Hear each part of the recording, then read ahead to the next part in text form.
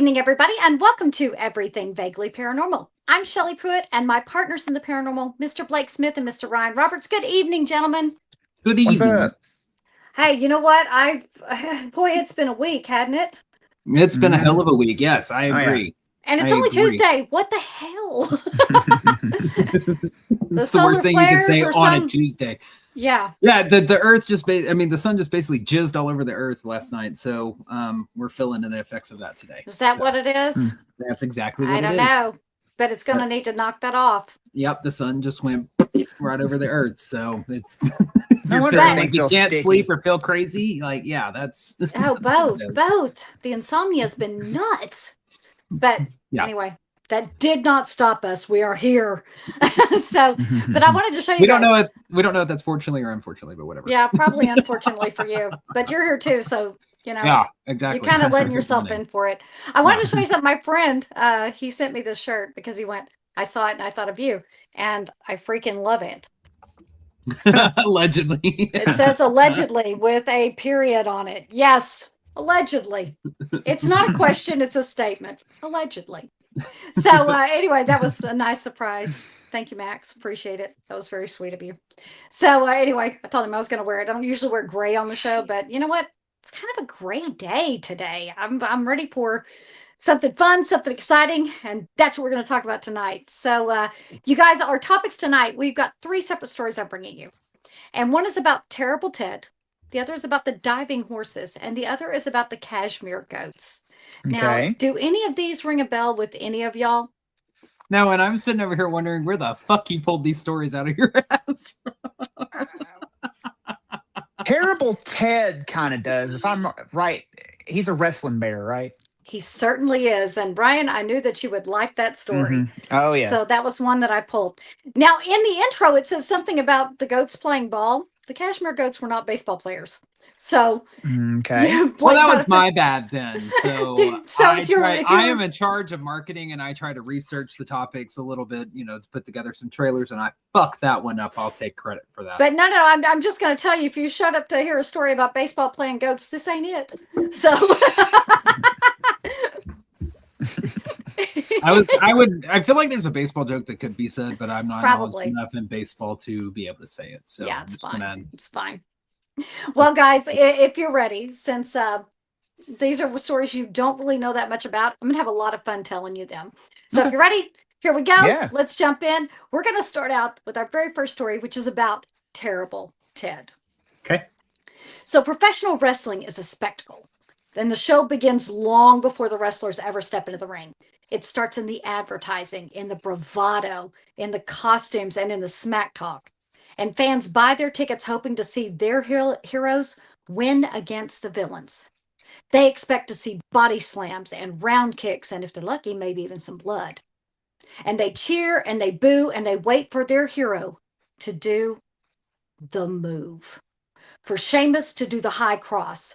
For Randy Orton's RKO, or if you're old school, you waited for Fritz Von Erich to use the Iron Claw.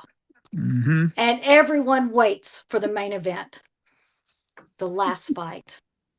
It could be a tag team event, a title bout, or a loser leaves town cage match. And it is always the most exciting fight of the night. And it is always full of surprises.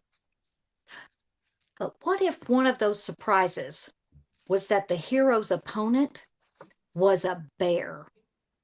Not a man in costume, not a mascot, a real, living, breathing, 7-foot-tall black bear. And not just any bear, one who was named Terrible Ted. Terrible Ted. It's hard enough to get other wrestlers to go along with what you're doing sometimes. I can't imagine having to get a damn bear try to do that. I do want a little credit for getting... I was about to say, Shelley, round of freaking applause for you on that, for getting all the names and the moves correctly. At least I think that you did. Ryan's the expert. I'm not. Yeah, pretty much. Yeah, I went to Bleacher Report and the World Wrestling, websites to get them. So yeah, good for you. Yeah. Good for you. I'm proud of you, Shelley. Thank you. I wanted some credit. So Ted was born sometime in 1949. Now, no one knows the exact date because, bears don't get birth certificates. But who owned him first isn't really known. He was taken in as a cub and grew up among humans. He was cute and a playful little baby bear that his owners called Ted.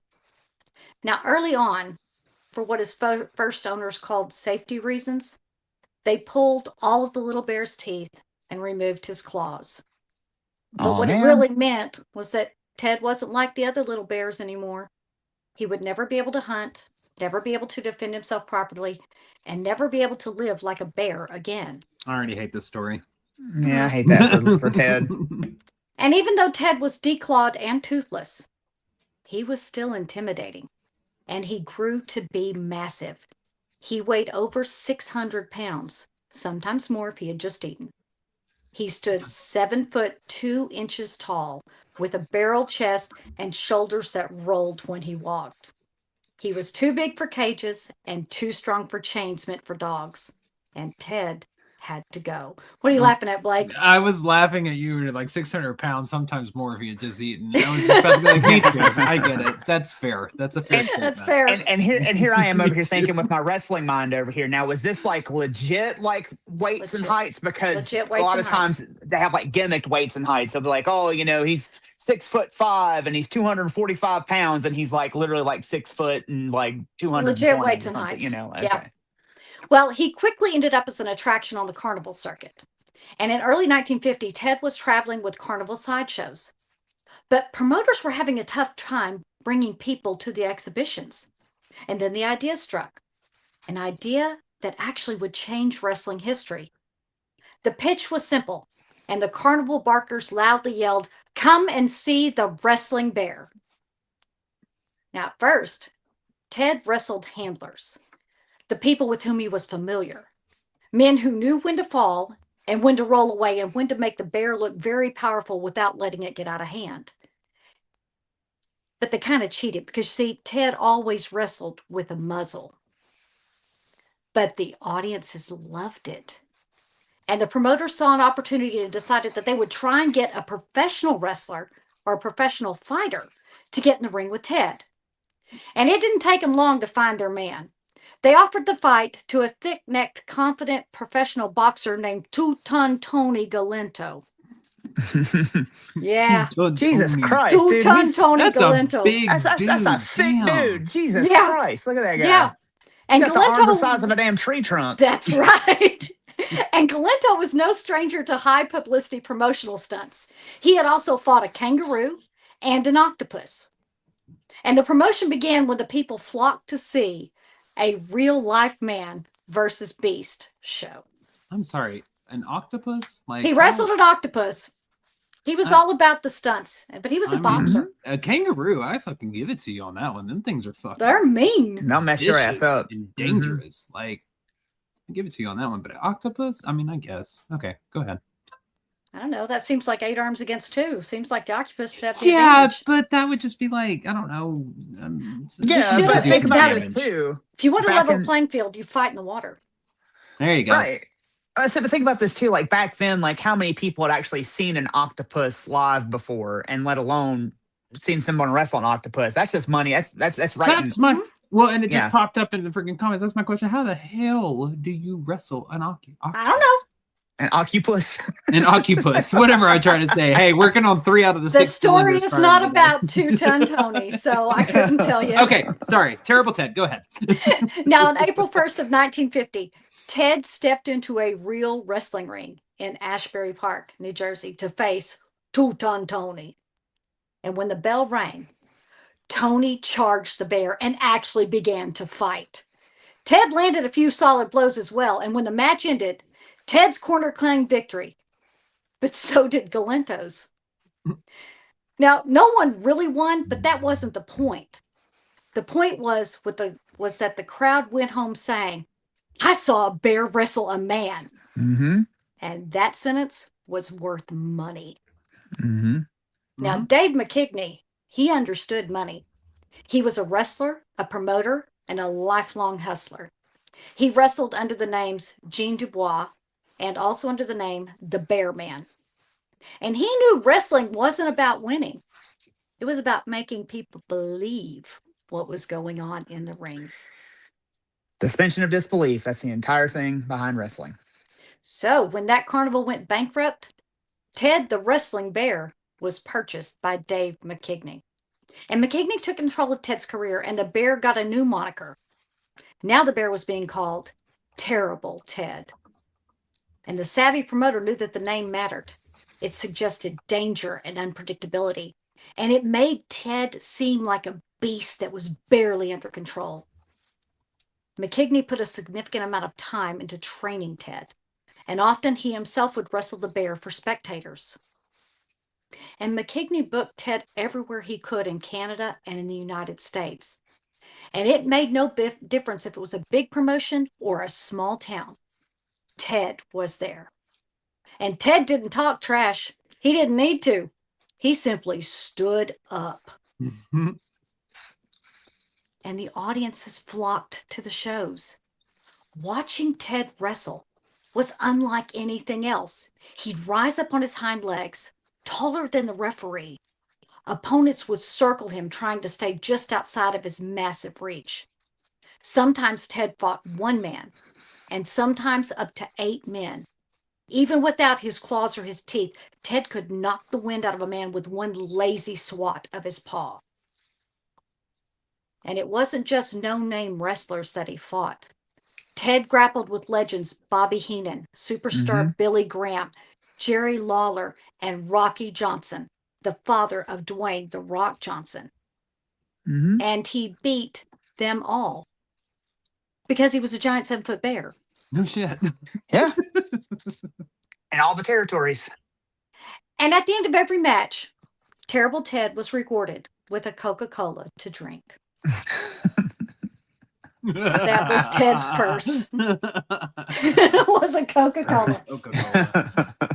Valid. I get it. Valid. That makes sense. Now, McKigney leaned into the madness, and he began to offer cash prizes to any audience member who could pin Terrible Ted. And occasionally, someone tried. In July of 1966, a welder named John Cisgetti accepted the challenge. He wasn't a wrestler. He was just a guy that needed money for truck repairs. Now, the rules were simple. Sorry. Yeah. I've done some fucked up shit for some money for bills, but I've never wrestled a bear. Anyways. Go ahead. So the rules were simple. Get in the ring, pin the bear, win the money. And the prize was $3,000. Now, in 1966, $3,000, what that equals to in today's money is $29,726.97. That ain't nothing to sneeze at. Would you get in the ring for $29,000? Fuck yeah, I'd get in the ring for $29,000. You'd get in the ring for a hell of a lot less than that, wouldn't you? I would get in the ring for a fucking Klondike bar. Yeah. It's wrestling, dude. You would get in the ring. Yeah, I'd get in the ring. It was wrestling. For free. Yeah. Yeah. So Cisgetti climbed into the ring and the bell sounded. Out of fear or misguided confidence, the man charged at the beast and somehow managed to knock Terrible Ted off balance. The bear fell to the floor and rolled, and for a moment, just a moment, John Cisgetti jumped on top of the bear. 15 seconds. 15 seconds. Long, terrifying seconds. And the crowd was silent, watching and waiting to see what the bear would do. But John Cisgetti had done it. He had pinned Terrible Ted. Now, McKigney rushed into the ring to stop the fight. And when Cisgetti went to claim his prize money, McKigney refused to pay. So Cisgetti sued him. And the case went to court. And years passed, and I looked, but I could not find any record of how the judge ruled. Well, I mean, wrestling promoters were notorious for not paying out their talent, let alone someone from the fucking audience. So Yeah. Well, the matches continued, and Ted competed throughout North America, appearing for various promotions such as the World Wrestling Association, Roy Shire's Big Time Wrestling, and even Vince McMahon Sr.'s Worldwide Wrestling Federation. Ted competed in battle royales, in tag team bouts, and in one-on-one encounters. Now, in 1970, like some wrestlers, Terrible Ted went to jail. Literally. A construction worker named Ed Williams accepted the challenge to fight Ted in the ring after a cash prize was again announced. And then at the last minute, McKigney backed out of the fight, claiming that the bear wasn't in the mood. Well, Williams either wanted to fight or be paid, and McKigney refused to do either. So Williams got a writ of attachment, and as collateral, the local sheriff seized Ted. And for days, Terrible Ted sat in a jail behind bars, waiting for somebody to post his bail. He gonna lock Ted up. Poor Ted. Poor Ted. Well, eventually, I know, eventually. He just wasn't in the mood that night. He had a headache. No. Yeah. But eventually, McKigney paid up and Ted was set free. And the story spread like wildfire. People showed up in droves, not only to see the bear wrestle, but also to see the bear that went to jail. But not all of Ted's life was spent in the ring. For a little while, he lived at legendary wrestling trainer Stu Hart's home. Now, Hart's home was already filled with fighters, bruises, and stories. And now, it had a bear. And Ted was kept in a cage under the porch. I did not know that Ted went to go live at the dungeon. I did not know that. That's pretty cool. And Ted lived in a cage underneath the porch. Except for that one time. Stu had put Ted in the basement and forgot to tell his wife, Helen. And when she went downstairs to do some laundry, she came face to face with a grunting bear. Now, needless to say, the situation never occurred again because Helen threatened to leave if it ever did. Now, by the mid-1970s, the world was changing. Animal acts were falling out of favor and athletic commissions were cracking down. And Ted's matches became fewer and fewer. His last known match was in March 1975 in Akron, Ohio. And when he finished his Coca-Cola, he was led from the ring. No big farewell, no ceremony, and no goodbye. Following his wrestling career, Ted resided in Aurora, Ontario with Dave McKigney. And Ted's career had spanned from 1950 to 1975. That's a good long run. And he had earned some relaxation. But Ted wasn't the only bear that Dave McKigney had or had trained. McKigney also owned a bear named Smokey. And on July 2nd, 1978, tragedy struck. McKigney had accidentally left the door to Smokey's cage unlatched when he rushed inside to answer the phone. Oh, no. The bear followed him into the house, where Smokey came face to face with McKigney's 30-year-old girlfriend, Lynn Orser. Oh, no. Now, without warning, Smokey attacked the woman and mauled her to death. Smokey tried to intervene. McKigney tried to intervene to stop Smokey, but he sustained injuries as well, and he was no match for the bear that still had his teeth and claws. Authorities were quickly on the scene and shot Smokey dead to halt the attack. Now, when questioned by the authorities, the only explanation that McKigney could offer was that sometimes bears behave unpredictably during mating season.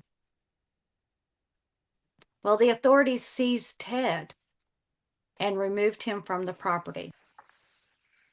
And records fade at this point. Now, Ted was old by bear standards. He was scarred and worn down.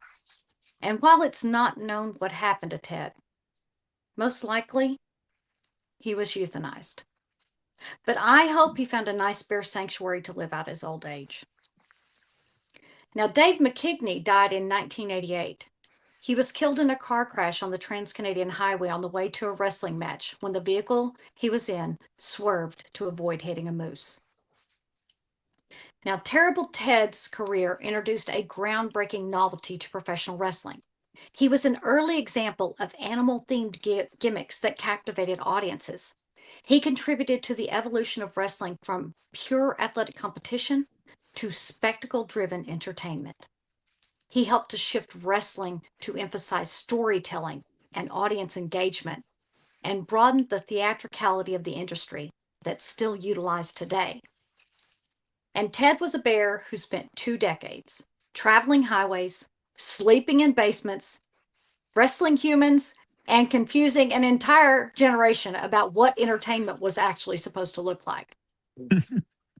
And all he wanted at the end of a match was a cold Coca-Cola.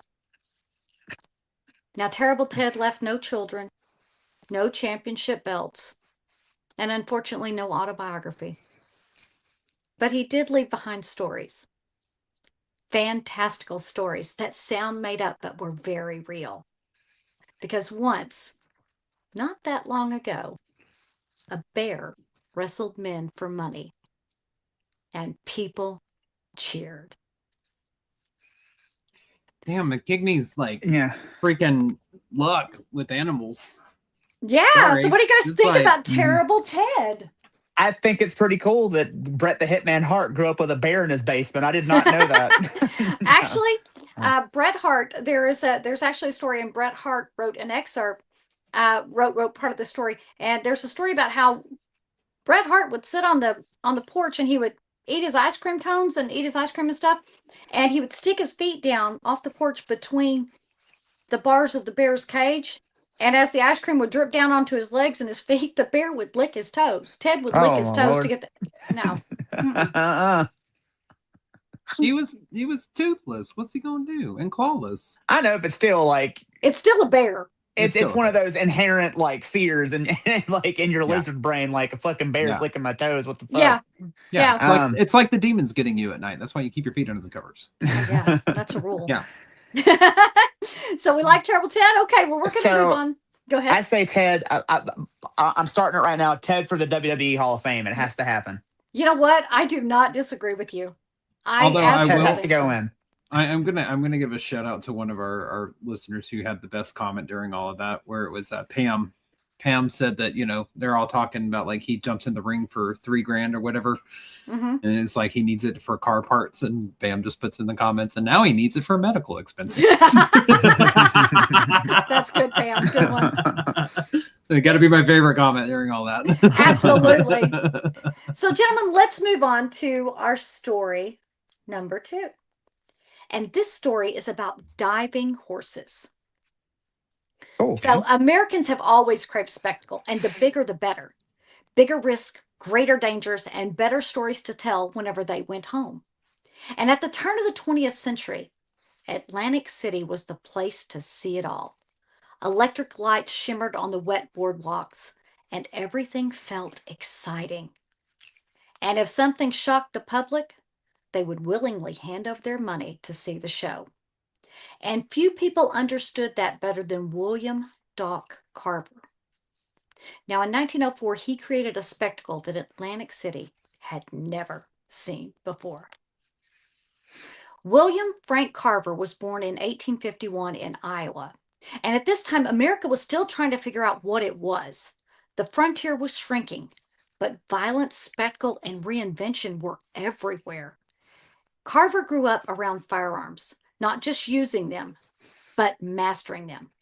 He became a Wild West performer, an exhibition shooter, and eventually a self-invented legend. And no one really knows why he called himself Doc. Some speculated that it gave him an air of authority.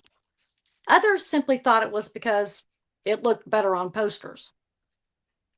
But what matters is that Carver understood one thing very early, that people would pay to see what they were afraid to try themselves.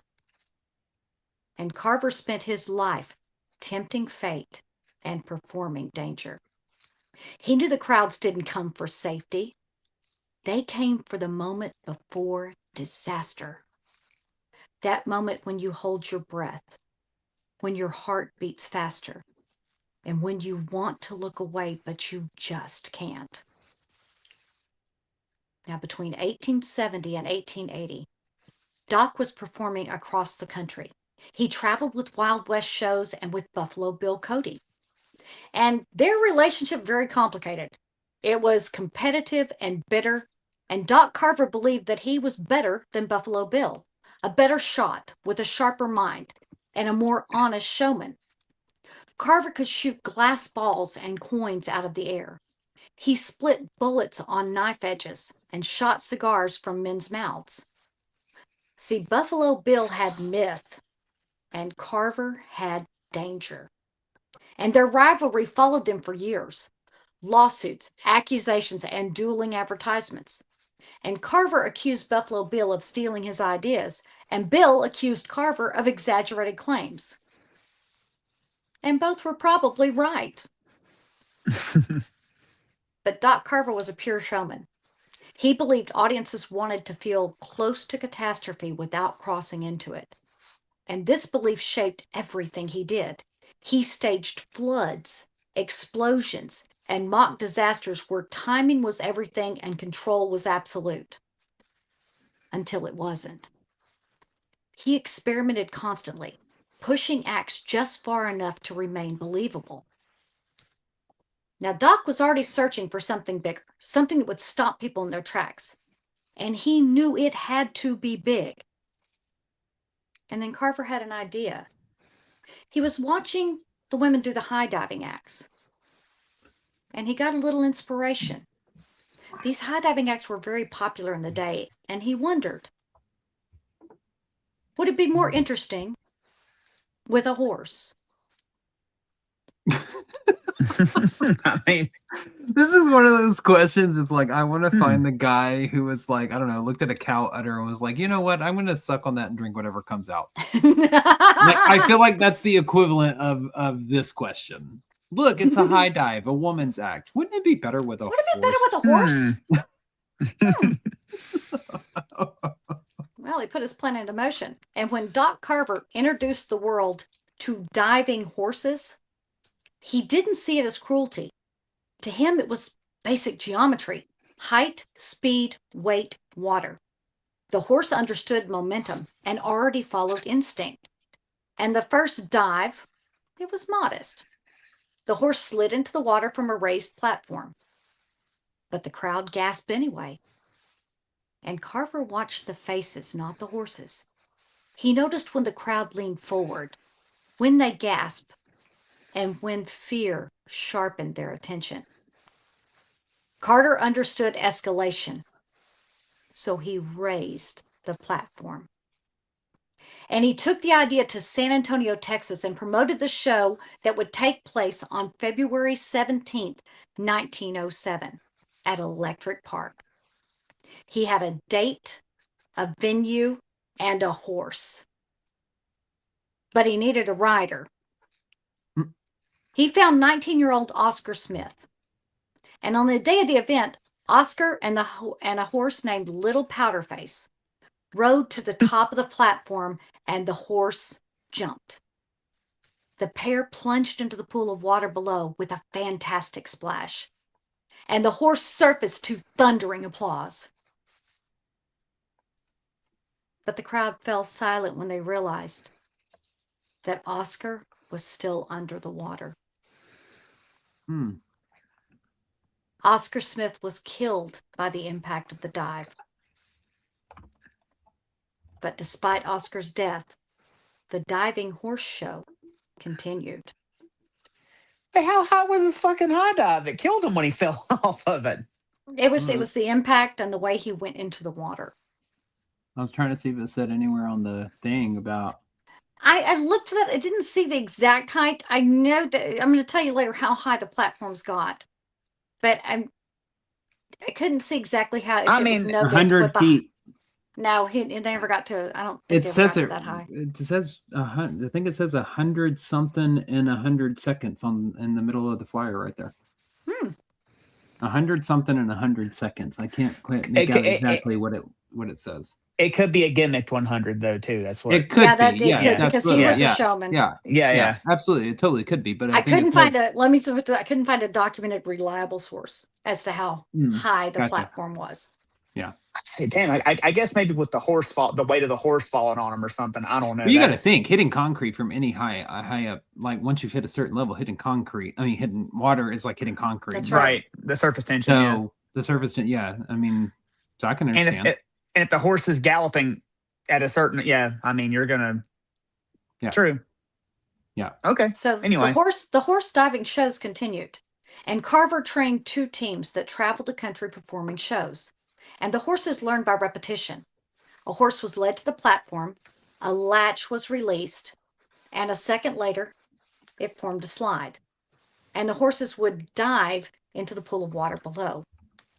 Now, most horses jumped again, and those that didn't quietly disappeared. To the glue factory. But Carver insisted that the horses were treated well. And they were all well fed, they were handled consistently, and retired when they refused to jump again. And some horses adapted very quickly, and some panicked, and some resisted and had to be replaced. Because he believed that animals, like people, they either belonged in the show or they didn't. Now, in 1923, Carver needed more riders. So he placed an ad seeking an attractive young woman who can swim and dive, likes horses, and desires travel. That's not misleading. Well, no. Sonora Webster answered his ad. She was one of 6 children from a working-class family in rural Georgia. And when she arrived in Carver's world, she didn't exactly fit his expectations. She was only 19. She was calm, observant, and asked a lot of questions. Carver dismissed her at first, so she waited. Carver didn't completely trust her, but he watched Sonora study the ramp and the timing. She watched how the riders shifted their weight just before the edge. And when Carver finally allowed her to ride, she climbed the stairs without ceremony.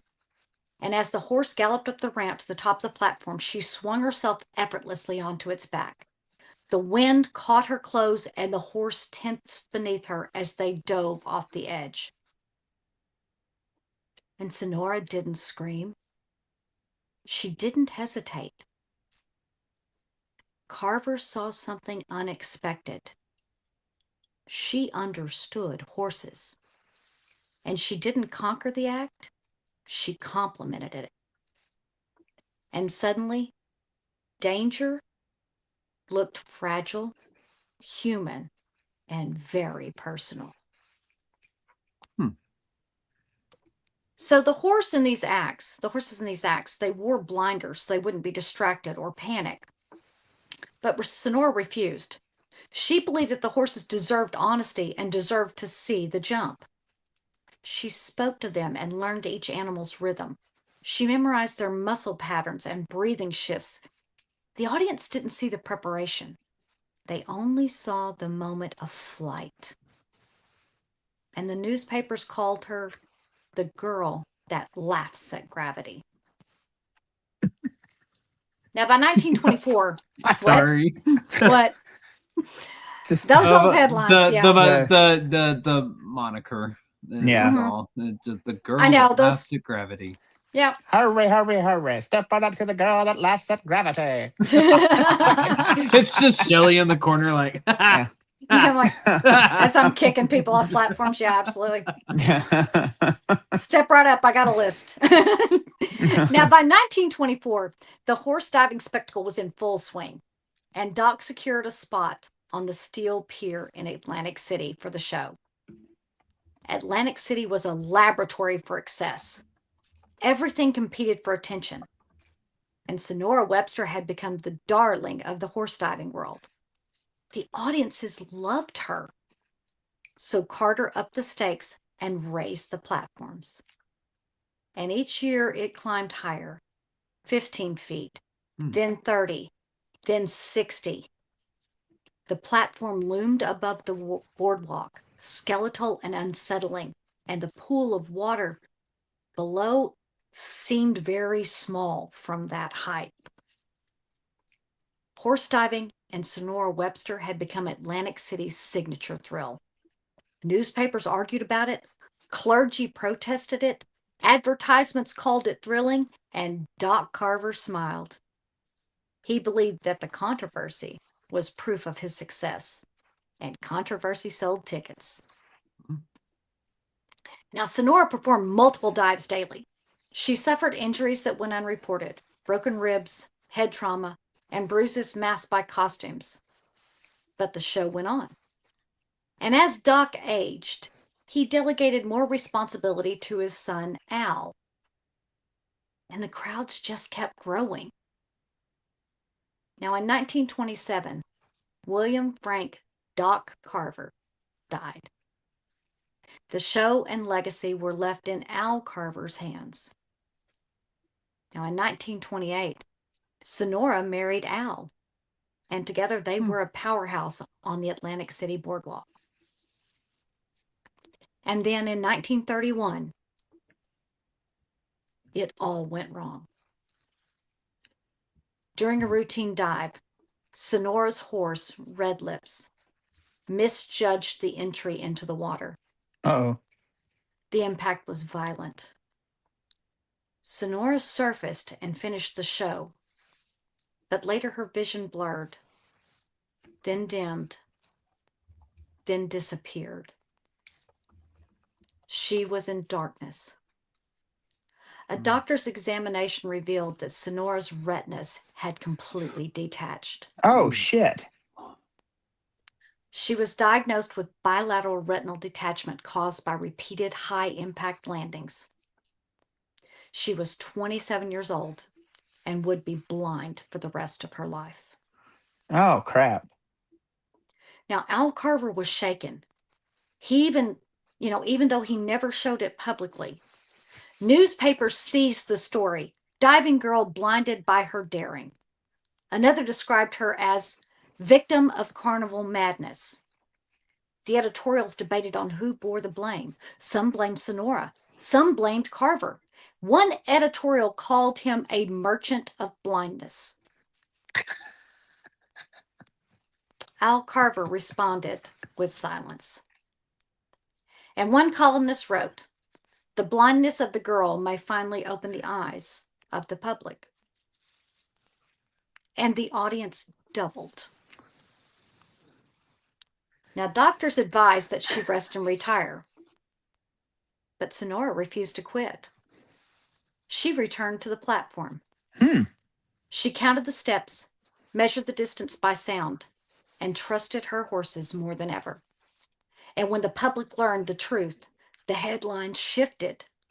"Blind girl still dives." Another called it heroism bordering on the impossible. But Sonora wasn't trying to prove anything. She was just doing her job. And Al Carver didn't question her. He respected her autonomy. And many thought he just exploited her courage. But Carver never explained his reasoning. He believed, like his father, that people choose their own danger.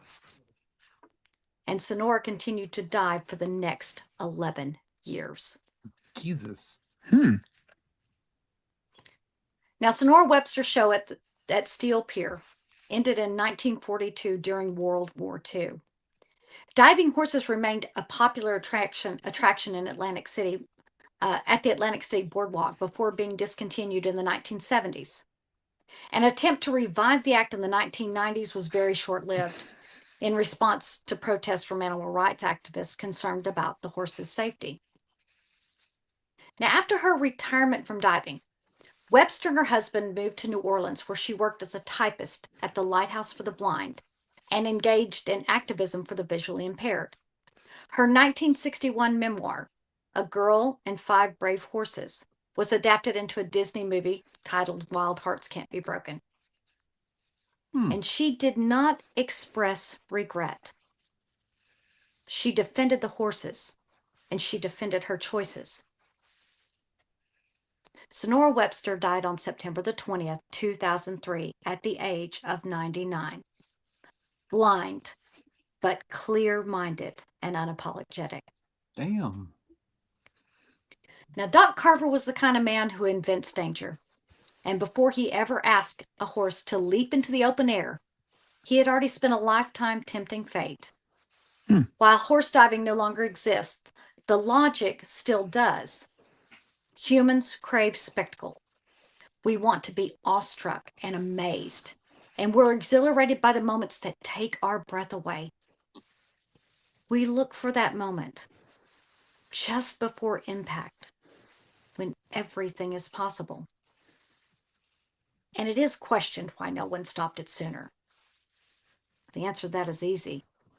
History rarely pauses for discomfort. But for a brief second, when the horse left the platform, wonder mattered more than caution. And when the horse was in mid-air, there was a silence so complete, it felt like the entire world leaned forward. In that moment, everything else disappeared. All reason, all restraint, and sometimes sight itself. And that is the story of horse diving. I'm sorry. Go ahead. I'm not laughing at the whole shit. I'm just you're a writer. You're a storyteller because you had to throw in and sometimes sight itself at the very end. I did. Full circle, baby. Full circle. The monikers were killing me. The monikers in that one were freaking killing me. Merchant of Blindness sounds like a Megadeth album. These newspapers, I'm going to tell you, there were some other, I found some other newspapers that I mean, come on, they're selling papers. Yeah. And it was very 1950s, 60s, or actually it was more, 20s, 30s, 40s. And it's very, the newspapers were very Carnival Barker-like, just like you did. Come see the blind woman jump off the, all of the headlines and stories had things like that in them. So it was just kind of kind of the voice and the writing style of the time. They're all nutty like that. So yeah. So I don't know. Think about the diving horses. Not something I would have gone to see. Sorry. Well, so you said when Red Lips jumped off and her retinas detached, did Red Lips die in that? No. The horse. What happened was the horse would run up, and when the horse got to the top of the platform, she would swing herself onto the horse's body. The riders didn't ride the horse up the platform. Whenever they got to the top of the platform, the rider would swing themselves onto the horse. The lever would be flipped. The edge of the pier would drop so that there was a slide. The horse would run off the slide, giving the appearance of diving. Right. The rider would basically put their body as flat against the horse as they possibly could, making sure to put their head and face into the neck of the horse so that if they put it to the side, they're going to hit face first of water. Yeah. Right. Well, as they're going in, the horse shifted its weight, which means Sonora's face became exposed. Gotcha. And she went head first face into the water. Could you imagine? Okay. I mean, instead of using the horse's body to protect their face. And there were some other pictures that I had, but I had a whole lot of pictures, and I knew that you were going to be having your hands full. But one of them literally shows they hold onto the mane, their head between their arms with their face buried into the neck of the horse. Right. So therefore, they are protected on all sides around their face and their head.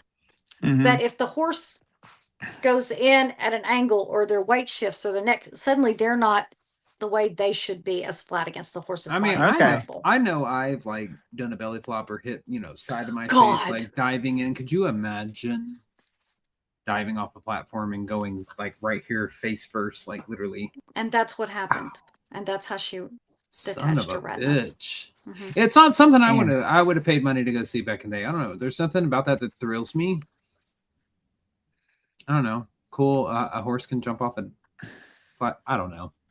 Yeah. I wouldn't have gone to see it. I mean, yes. Is it cool that, animal can do it and somebody's willing to ride on the back of the animal? Cool. So when you said when they get to Atlantic City, how high did you say the highest jump was? Did you remember? The highest one I found documented was 60 feet in the air.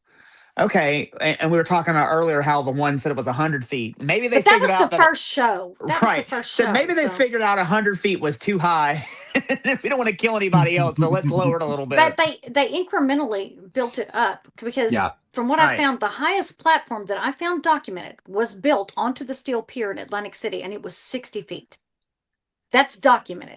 So I don't know how he'd be saying he built a 100-foot platform in San Antonio and jumped the horse into a 12-foot pool of water.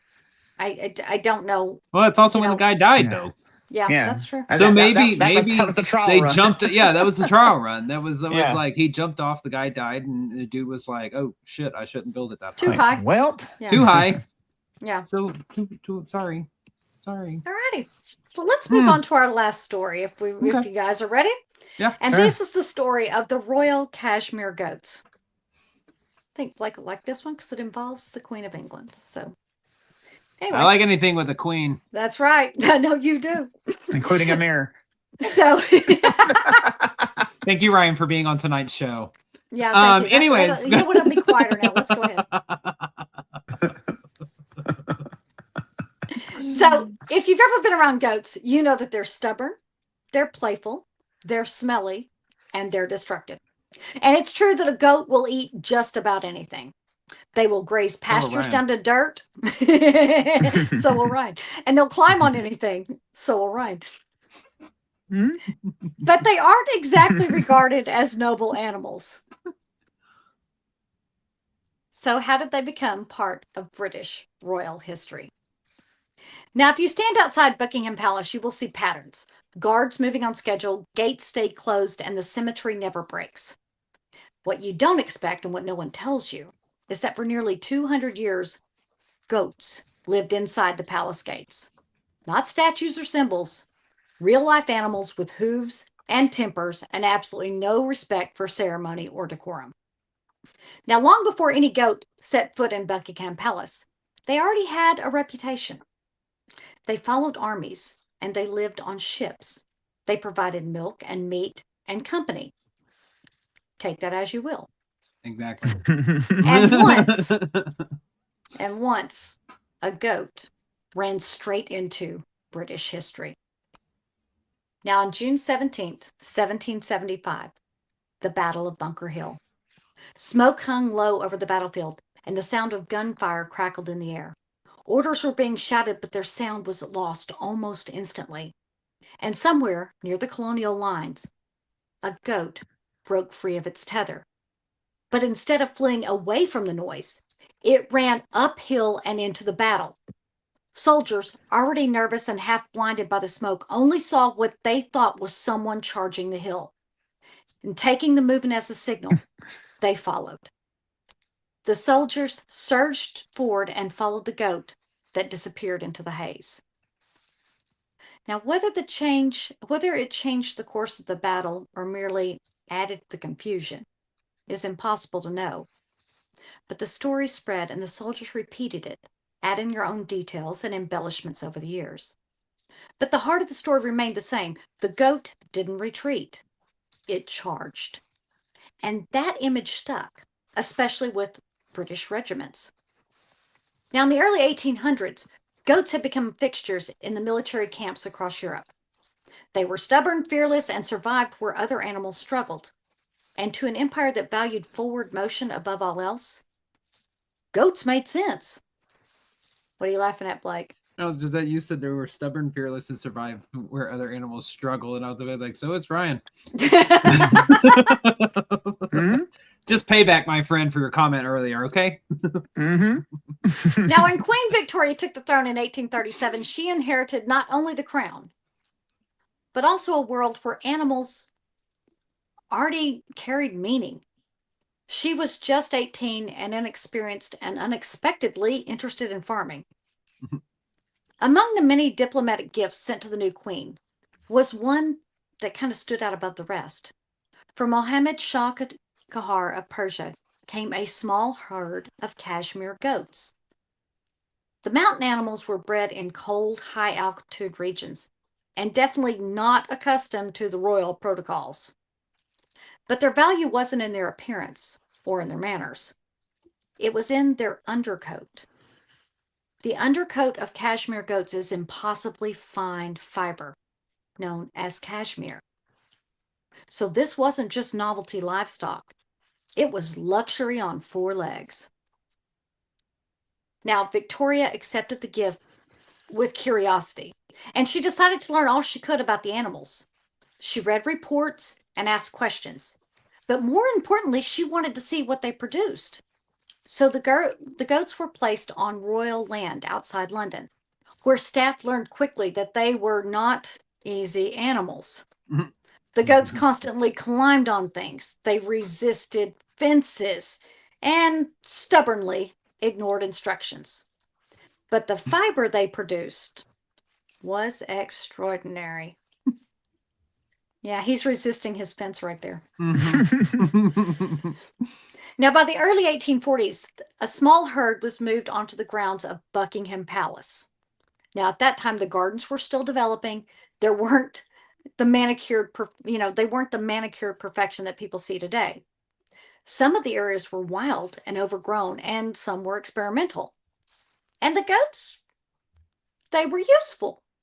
They cleared undergrowth efficiently and reached places that gardeners couldn't. And best of all, they worked without complaint. And they also escaped frequently. The palace groundkeeper spent quite a bit of time searching for and corralling the queen's wayward goats. One goat was found standing on top of a stone balustrade, calmly chewing ivy while a footman stared up at it. The footman didn't know what to do about the goat because he was unsure who outranked who. And another made its way into a garden party and chewed off a corner of a lace tablecloth before anyone noticed. But no one punished them because they were the queen's goats. Now, when Prince Albert married Queen Victoria in 1840, he brought structure with him. Albert believed in improvement, in record keeping, in systems, and under his guidance, the goats became part of a controlled breeding program. Births were logged, lineage was tracked, and the goats' diets were adjusted to ensure that they were healthy and producing the finest cashmere possible. Prince Albert admired their intelligence and their ability to thrive in almost any condition. But he was much less fond of their independence. One of the goats learned how to open gates, and another was sneaky enough to wait patiently until the gardener's back were turned before stripping hedges bare. And over time, the goats became less practical and more of an amusement. Royal staff members actually enjoyed telling stories about their encounters with the goats. One goat learned the sound of a dinner bell and arrived near the kitchens at the exact time every day, waiting for his meal. Now, another had a habit of positioning herself by a marble statue so convincingly that visitors assumed she was part of the display. And one decided that he would come into the palace. He wandered into the corridors and began licking himself in the mirror. Apparently, he was fascinated with his own reflection. Now, after Prince Albert's death in 1861, Queen Victoria withdrew from public life. The palace was quieter. The garden stayed active and the goats remained. Goats don't respond to mourning. And they didn't change their habits. They ate, they climbed, and they wandered. Now, the royal army had kept goats for many years. But in 1844, they received their first royal goat. Queen Victoria started a tradition in which the reigning monarch would present the royal Welsh, a goat from the royal herd. And because they were from the royal herd and thus an extension of the king or queen, technically that would make the goats not mascots, but serving and active duty soldiers. Sorry. I can't. Rank and title, please. Rank and title indeed. Rank and title indeed. Oh my God. Yeah.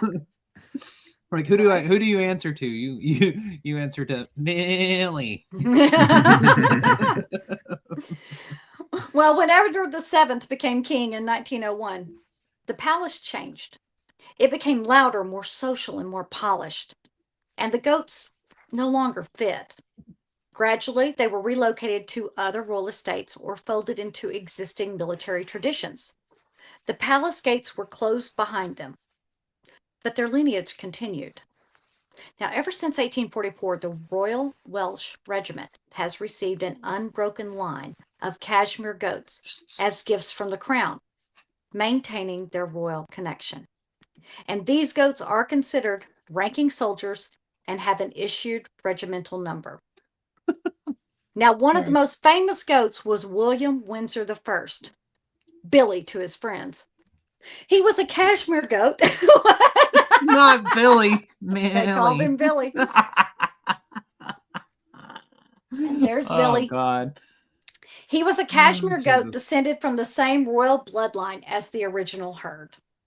He was born in the Whipsnade Zoo and presented to the Royal Welsh Fusiliers. I've practiced this word. I swear I did. Fusiliers in 2001. That's how you say it. By Queen Elizabeth II.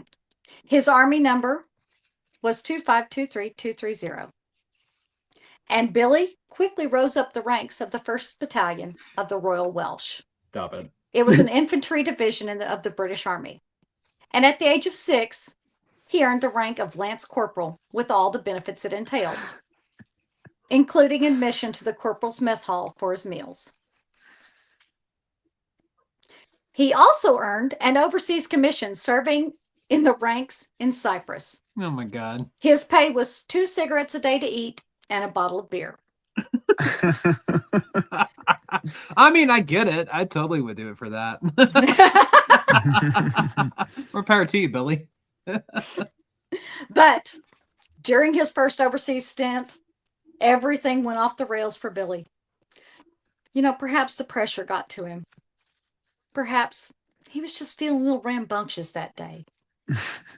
But whatever the cause, at a parade celebrating the Queen's 80th birthday in June of 2006 on the south coast of Cyprus, Billy went buck wild.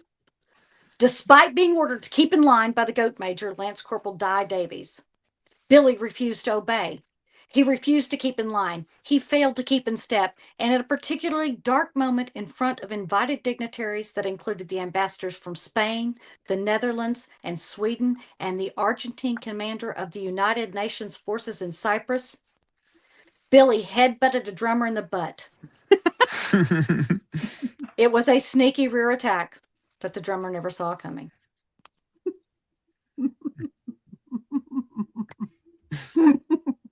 Sorry.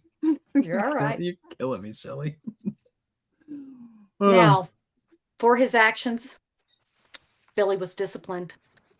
Uh-oh. He was demoted from rank of Lance Corporal to Fusilier, which is basically like being busted down to the rank of private. Captain Crispin Coates, while speaking to the Washington Post, stated, "The goat, which has been the regiment's mascot since 2001, was supposed to be leading the march but wouldn't stay in line. After careful consideration, the commanding officer decided he had no option but to demote Billy." Fuck off, Captain Crispin. Captain Crispin Coates. Billy was charged with unacceptable behavior, Shut the fuck disobeying a direct order, and lack of decorum. And with his loss in rank, this meant that the fellow Fusiliers were no longer required to salute him or stand at attention when he passed by. Stop it. Oh my God. Which had been the case when he was a Lance Corporal. I would like to think this is with a wink and a nod, but knowing how stuffy they can get about shit, it seems like this is totally serious. So one might say he was not the goat. He was not. Ooh.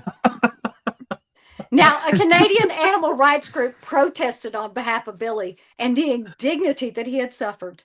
They stated he was simply following his goat nature. But their pleas were ignored. Oh my God. Now, luckily, Billy remained on his best behavior and was reinstated with full honors in August of 2006.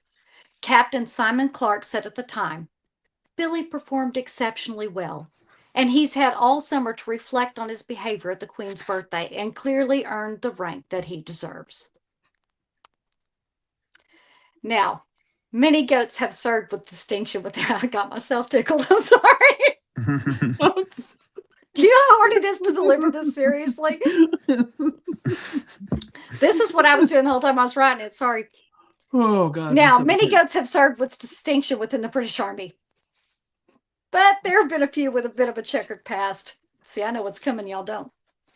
Billy wasn't the only one that got into a little bit of trouble. Oh, God. One royal goat was charged with prostitution in the late 19th century. What?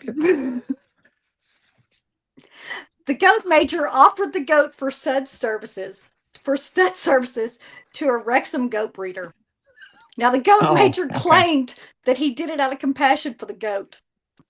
But the court was unimpressed, and the goat major was court-martialed and reduced in rank. Oh, my God. The prostitution charge was reduced to the lesser charge of disrespect to an officer. Now, another royal goat earned the nickname Rebel after he headbutted a colonel who had been over to adjust his trousers. The goat got him fully in the rear and knocked him over, blacking both of the superior officer's eyes. I see. And for this act, the goat was charged with a disgraceful act of insubordination. Oh, my God. All the punishments were ceremonially. I can't even talk. Hang on.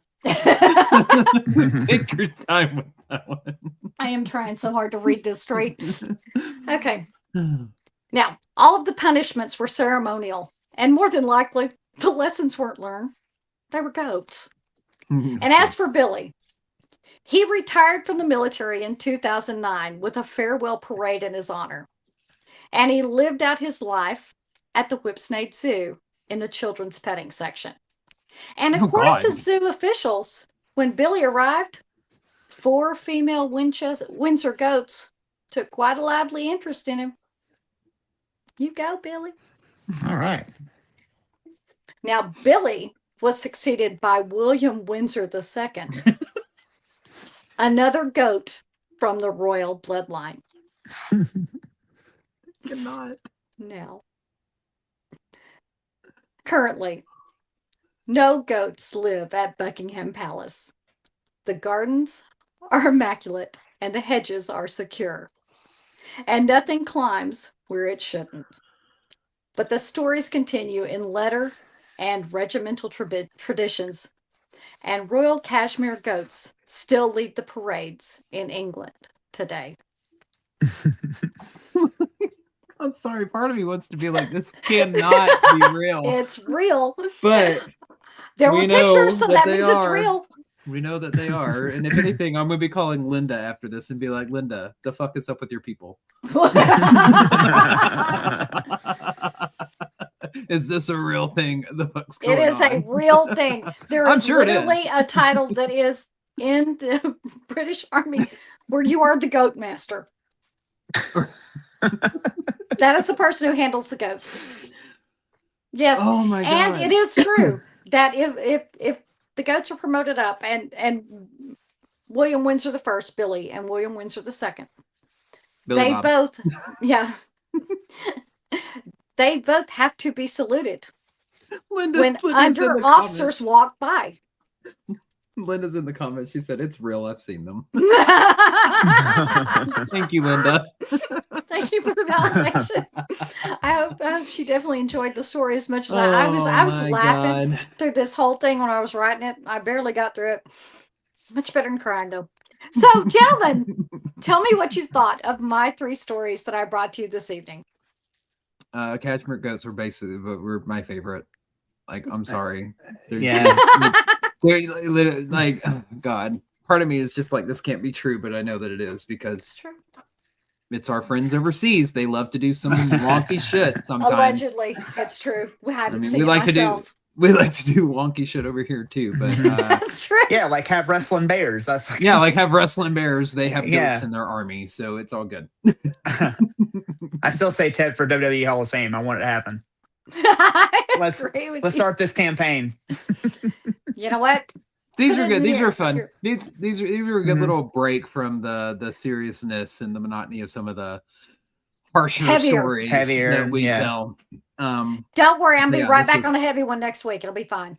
Yep. Yep. I think we were trying to start y'all off with some easier ones for the new year. We'll get back into the heavier ones. This was fun. These were fun and entertaining. Oh, yeah. Absolutely. And you asked me where I find them. I run Smithsonian channel all day. I run History Channel all day. And every now and then I'll hear something make my ears perk up. And I'll be like, "Ooh, excuse me, what?" And I will stop and I will run it back. And I will jot a note. I have probably 100 note cards that are in my desk drawer because I will grab one, reach it out, write it down, put where I saw it, put it right back in the desk. And then that way, when I need a topic, I'll go, okay, until I find the one I want. And most of them, usually isn't enough to make a whole hour-long episode about. I love your way of how you choose to put things together or choose a topic. I mean, mine is so like I think of something and then I throw it on the wheel of names on Google, and then when I can't think of what I want to do next, I go spin the wheel and whatever it lands on. That's what I have to be motivated. I have to be motivated to talk about it because I'm going to be sitting with it for 3 weeks until it's my turn again. So I have to want to do it. And trust me, I've chosen some that I was a week in and went, nah, I need to change. I need to stop this. This is madness. I just spin the wheel and whatever it lands on, that's what you're getting. So, gentlemen, final thoughts on our 3 stories this evening. Animals are amazing creatures. I love hearing the stuff that they're able to do. My favorite was definitely the goats, for damn sure. God, how funny. Anyways, the promotion, the demotion, all of that shit had me tickled. The prostitution, that, God, poor Billy. But anyways, no, these were fantastic. These were fun. I enjoyed them. Glad you. Yeah, the relationship between humans and animals is always fun to delve into, and God knows, just some of the stuff we use them for, they even use us for, is mind blowing. And I do want to say, I would shout out Johnny. He said Ted DiBiase. That's fucking funny to me, but it's like $1 million. It's a wrestling joke. It's just for me, but yeah, it was a lot of fun. I really enjoyed myself. So. Okay, good. Yeah. And gentlemen, my final thoughts is I had a lot of fun doing these. And while there is some tragedy in 2 of the 3 stories, there still is an amazing story to be heard and told. And I had never heard of the Cashmere Goats before. That was something that kind of caught me by surprise. And what's odd is that when I was little, it seems to me as if I saw a bear wrestling match. Now, if my buddy Speed Buggy Dougie is in the comments, I'm almost certain that on one of those cards, whenever wrestling shows came through when we were very little and we're holding bouts in the little regional area, I seem to remember watching a bear wrestle a man. Go look at the comments because I believe that Doug put something in specifically for you. So you'll have to... I can't. I'm not going to go back to the comments live right now to find it, but go back to the comments. Doug put something in the comments. It seems like when I was in maybe first or second grade, that I saw this. That would make sense though, because you were in Fritz von Erich's territory, so that would make sense that when they came through, you would have probably seen him wrestle at some point. Not for I'm seeing the bear wrestle. Fritz von Erich, as far as I know, never wrestled. Yeah, yes, our area you're in the territory. That's right. That was his area. Yes. Yes, we saw a lot of the Von Erichs and everything, and man, to see Fritz bring out the Iron Claw, that is the only wrestling reference I have, because that's when my knowledge of wrestling stopped. Was Gentleman Chris Adams, the Iron Claw, Andre the Giant, and Gentleman Chris Adams. He was a good guy and turned into a bad guy. But anyway, So I had a lot of fun with these. I hope you guys enjoyed them. And with that, Blake, why don't you tell them everything they need to know? All right, sounds good. However, if you were not here last week, we do have a few updates on our announcements. So stick with us. Let's get through these real quick. And we'll tell y'all good night properly. But if you want to support the show directly, check out our Patreon page, patreon.com/EVP podcast. For just $5 a month, you'll unlock over 450 Patreon exclusive videos, including the pre and post broadcast, which are the 30 minutes before and the 30 minutes after this live broadcast. You're getting an additional hour with us each week. Your support from this goes directly back to the show and towards the adventures that we bring you week after week. And if you are not sure about joining Patreon, try it risk-free with our 7-day free trial. Make sure you stay connected with us. Follow us on Facebook, YouTube, and many more by searching Everything Vaguely Paranormal and looking for the green sound wave. And remember, you can catch us live every Tuesday night at 8 p.m. Central Standard Time on Facebook and YouTube. Go make sure you subscribe to our Eventbrite page to be notified when Public Investigations tickets go on sale, because we have 3 events that are live as of right now. and have started selling. They are 3 of our Old Park Hotel in Ballinger, Texas events for 2-night investigation. So those are currently on sale. We are going to be releasing tickets by location for the entire year. We're going to try and get them all out this month. We already got so 10 you can days plan. left. Yes, so that you can plan. We are working on it. We're trying to confirm, so bear with us, but go subscribe to Eventbrite. But Old Park tickets are on sale right now. Also, don't forget to check out our merch store for all your merch favorites, t-shirts, coffee mugs, stickers, pillows, hoodies, and so much more. That link's going to be in our link tree, as well as all of our other links on the Everything Vaguely Paranormal podcast. Paranormal Facebook and X profiles Wednesday morning at 9 a.m. Central Standard Time, as well as in all of our show notes for you audio listeners. Or you can search link tr.ee/everything vaguely paranormal. One quick update. We do not know if you have heard. However, we were planned to be at the Missouri Paracon at the end of next month. However, due to ticket sales on their side, they have decided to forego and cancel that event. So if you were planning on going to that, unfortunately, that is no longer taking place. So we will not be there at the end of February. So we wanted to make sure we announce that live. We are grateful for your continued support. Every like, comment, share, and download keeps the adventures alive. So if you have a favorite episode, share it with your friends. And one of the easiest things you do to help out our show and its rankings, wherever you get your audio from, go over there and leave us a review and make sure you download our episodes. That is all. If you have a story, comment, or question, or would like to be a guest on the show or have us as guests on your show, email us at the evppod@gmail.com. That is THEEVPPOD@gmail.com. Go like, share, and subscribe to that YouTube channel. Give us a thumbs up, share it. Let us know you were here. So we want to thank you guys for joining us tonight on Everything Vaguely Paranormal. I'm Shelley Pruitt. My partners in the paranormal, Mr. Blake Smith and Mr. Ryan Roberts. Thank you for being here tonight. And as always, we will see you next Tuesday. Bye-bye. Bye, y'all. Bye, y'all.